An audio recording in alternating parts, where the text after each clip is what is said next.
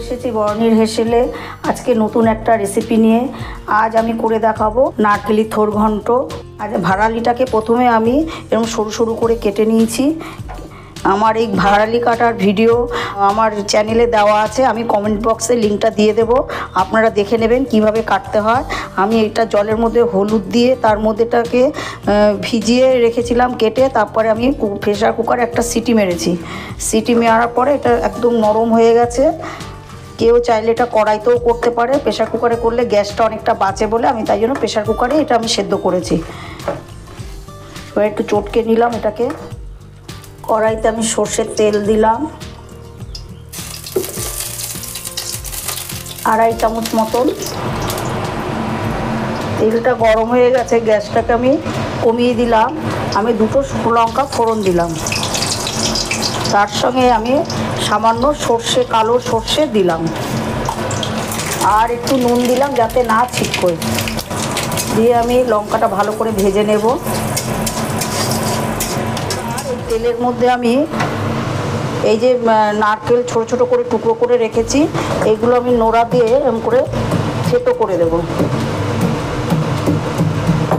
বেটেও দেওয়া যায়, কিন্তু আমি থেতো করে দেবো, তাহলে একটু মুখে পড়লে ভালো লাগবে।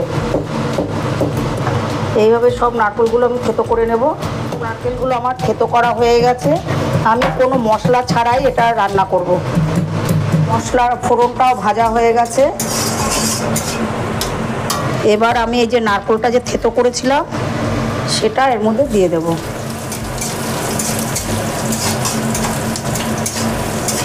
দিয়ে একটু লাল লাল করে ভেজে নেব। নারকেলটা আমার যে লাল লাল করে ভাজা হয়ে গেছে, এর মধ্যে আমি একটু সেদ্ধ ছোলা দিয়ে দেব।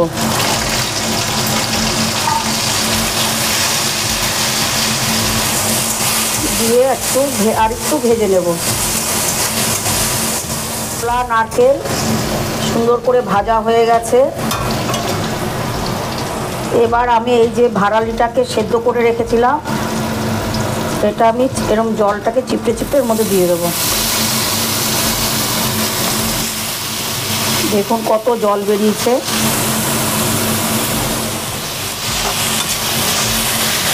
এবার আমি এটা ভাজা ভাজা করবো সমানে নেড়ে।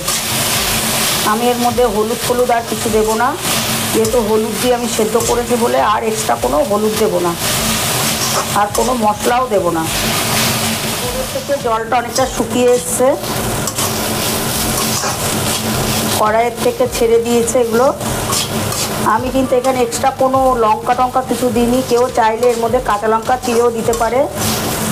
আমি শুকনো লঙ্কা ফোড়ন দিয়েছি, এই গন্ধটা এর মধ্যে থেকে যায় বলে আমি আর এক্সট্রা লঙ্কা অ্যাড করলাম না। মোটামুটি আমার হয়ে গেছে। এবার এর মধ্যে দেবো একটু চিনি। একটু মিষ্টি মিষ্টি না হলে ভালো লাগবে না খেতে। 1 চামচ চিনি দিয়ে দিলাম। যদিও আমি বাঙাল, কিন্তু একটু রান্না ব্যালেন্স করার জন্য আমি একটু চিনি ব্যবহার করি।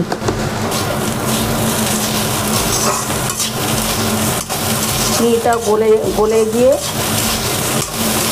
এটার সঙ্গে মিশে যাবে, আর 2-4 মিনিট নাড়াচাড়া করে আমি এটা নামিয়ে ফেলবো। আমার ভাজা ভাজা হয়ে গেছে। দেখুন এটা জলটা শুকিয়ে কইটুকানি হয়ে যায়, একদম অল্প একটু হয়ে গেছে। এই অবস্থায় আমি একটু ঘি দিয়ে নামিয়ে দেব। ঘিটা অপশনাল, কেউ চাইলে নাও দিতে পারে। আমার নারকেলি থোড় ঘন্ট রেডি। এটা আমি এখন পরিবেশন করব গরম ভাতের সঙ্গে। এটা রুটি পরোটা দিয়েও ভালো লাগবে খেতে। নিরামিষ দিনে বন্ধুরা অবশ্যই আপনারা বাড়িতে বানিয়ে দেখবেন। কোনো ঝামেলা নেই, মশলা বাটার কোনো ঝামেলা নেই, কিছু নেই, খুব চটজলদি হয়ে যায়। এখন আমি এটা বাটিতে তুলে নিচ্ছি। রেডি আমার নারকেলি থোড় ঘন্ট। গরম গরম আমি 1 বাটি ভাত নিয়ে এসেছি। এটা দিয়ে আমি এই যে ভাড়ালি ঘন্টটা পরিবেশন করছি এবং খেয়ে দেখছি কেমন হয়েছে।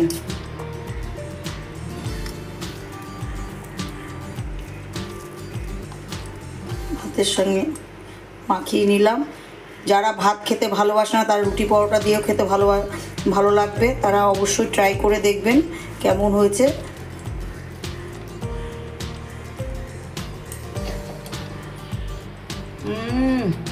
দারুণ হয়েছে, ঘিয়ের গন্ধটা এত ভালো লাগছে আর নারকেলটা খুব সুন্দর হয়েছে। এই দিয়ে এক থালা ভাত খাওয়া হয়ে যাবে আমার।